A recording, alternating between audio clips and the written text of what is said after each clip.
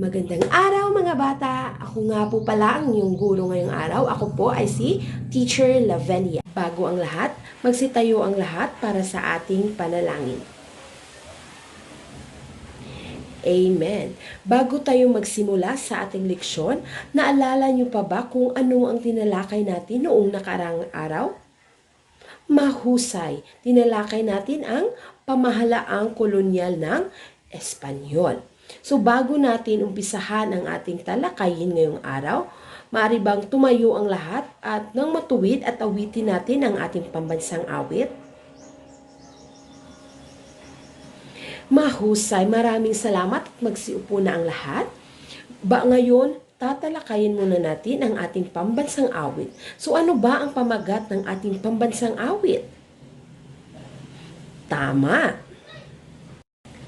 Ang Lupang Hinirang ay pambansang awit ng Pilipinas. Binuo ni Julian Felipe ang himig noong 1898 at ang mga titik ng awit naman ay inangkop mula sa Tulang Pilipinas na isinulat ni Jose Palma ng wikang Kastila noong nagsimula ito bilang instrumento ng ipinagtaas ni Emilio Aguinaldo na gamitin ang pagpapahayag ng kalayaan ng Pilipinas mula sa Espanya.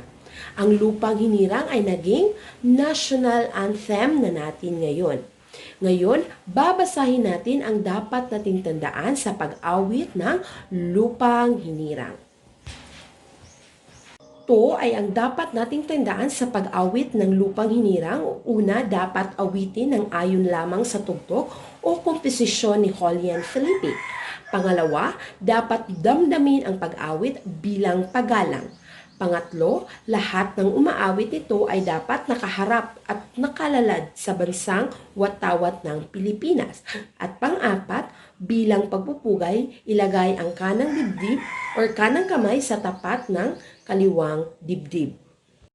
Ngayon, dumako naman tayo sa ating bandila o ang watawat ng Pilipinas. Ang watawat ng Pilipinas ay disenyo ni General Emilio Aguinaldo nang siya'y ipinatapon sa Hong Kong noong 1897. Ito ay tinahi ni Doña Marca Marino de Argoncillo sa tulong ng kanyang mga anak na si Lorenza at Delfina na pamangkin ni Dr. Jose Rizal. Una itong iwinagayway noong ika-12 ng Hunyo 1898 sa Kawit, Cavite nang ipahayag ang ating kalayaan mula sa pananakop ng Banyaga. Ito ay ang ating pambansang watawat. Mayroong kulay bughaw, pula at puti. May kulay dilaw din ito at ay araw at mga bituin. Alam niyo ba kung ano ang simbolo ng mga kulay na ito? Ang kulay bughaw ay simbolo sa kapayapaan. Ang kulay pula ay para sa kagitingan na nagpapaalala sa matatag na kalooban ng mamamayan. Ang kulay puti naman ay para sa kalinisan ng puri at pangdaigdig ng Pilipino. Alam niyo ba mga bata kung ano ang simbolo ng isang araw at tatlong bituin? Ang tatlong bituin at ang tatlong pangkat ay pulo ng Pilipinas, ang Luzon, Visayas at ang Mindanao. Ang araw naman ay sumisimbolo sa kaliwanagan ng ating mga kaisipan. At ang walong sinag naman ay kumakatawan sa walong lalawigan ng unang naghimagsik upang ipagtanggol ang kalayaan ng bayan. Ito ay ang Manila, Bulacan, Pampanga, Nueva Ecija, Bataan, Laguna at Batangas at Cavite. Naunawaan niyo ba mga bata? Magaling. Dahil nauunawaan niyo na, mayroon akong mga katanungan para sa inyo. Bakit kailangan nating damdamin ang pagkanta ng ating pambansang awit? Mahusay dahil ang pagkanta ng pambansang awit ay isang paraan ng pagpapahayag ng paggalang at